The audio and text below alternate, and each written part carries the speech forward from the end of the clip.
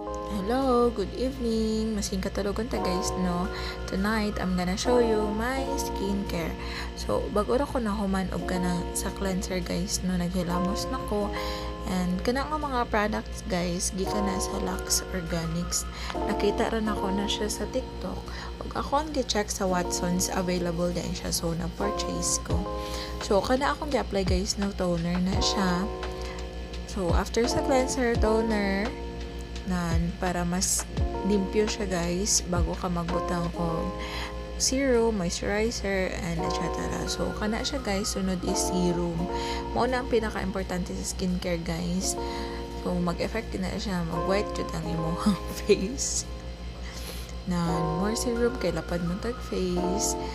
Apilo na to tong dio guys ha, kay para pantay sa ato ang face.